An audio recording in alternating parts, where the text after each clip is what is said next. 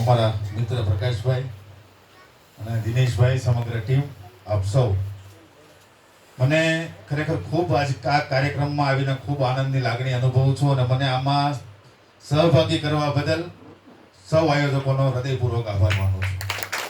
મારે બે ત્રણ વાત કરવી છે કે આ સૌ પ્રથમ આવા જે કામો કરવા, હમણાં બેન વિશે વાત કરી ભાઈ મહેશભાઈ કે પલ્લવીબેન, કે પોતે સુખી સંપન્ન બધી જ રીતે સક્ષમ હોવા છતાં સમાજના એક એવા વર્ગની ચિંતા કરવી, ખરેખર આ દૈવી કાર્ય છે.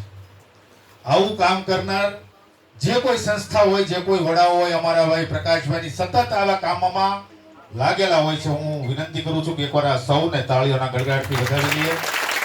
અહીંયા માનનીય કુલપતિ સાહેબ બેઠા છે. મને તો એમની સાથે ભણવાનો, એમની પાસે ભણવાનો પણ તક મળી છે.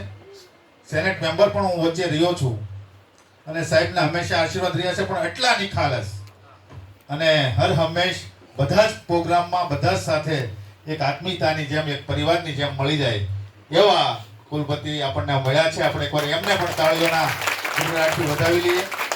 બેન હમણાં વાત કરતા હતા, રામાણી બેન, કે આપણે ઈશ્વરે બનાવેલું આપણે શ્રેષ્ઠ સર્જન છીએ, એટલે આપણે ક્યારેય બિચારા કે બાપડા ન હોઈ શકીએ.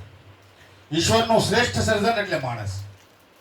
કદાચ આપણા શારીરિક રીતે કદાચ આપણામાં કંઈક થોડીક તકલીફ હશે, પણ હું ભગવાનનું બનાવેલું એક સર્જન છું, એટલે હું ક્યારેય નબળો ન હોઈ શકું. આજે અહીંયા વાત કરતા હતા કે આપણે બધા ક્રિકેટરીમાં બધા વોલીબોલ, સિટિંગ વોલીબોલ રમ્યા અને ખૂબ સારી રીતે તમે બધા એન્જોય કર્યો. આ તાકાત દરેક વ્યક્તિમાં ઈશ્વરે આપી છે.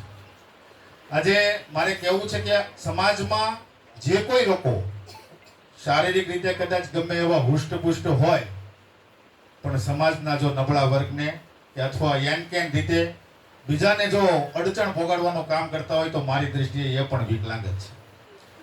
આજે સમાજ જીવનમાં તમે કેવી રીતે પોઝિટિવ એટીટ્યુડથી આગળ વધો છો એ મહત્વનું છે. આ પોઝિટિવ એટીટ્યુડની વાત થઈ.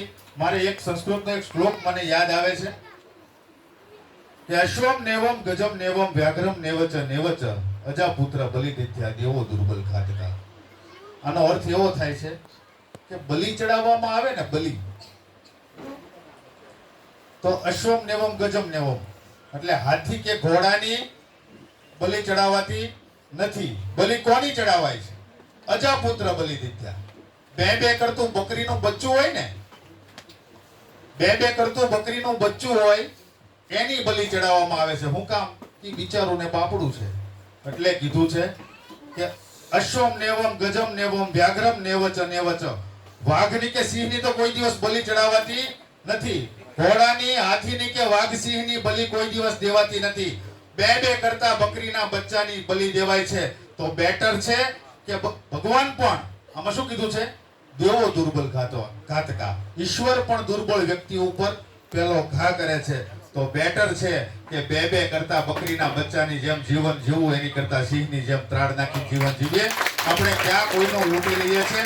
આપણી પોતાના પગભર ઊભા થઈને સમગ્ર દુનિયાને માર્ગદર્શન કરવાના. અને આજે દિવ્યાંગ એવું નામ આપણને મળ્યું છે. ખરા અર્થમાં તમે એ નામને સાર્થક કર્યું છે. આપ સૌની તંદુરસ્તી માટે, આપ સૌનું હજુભજુ પરિવાર રહે એના માટે હું પરમ કૃપાળુ પરમાત્માને પ્રાર્થના કરું છું. ખૂબ ખૂબ આભાર. ભારત માતા. ખૂબ ખૂબ આભાર.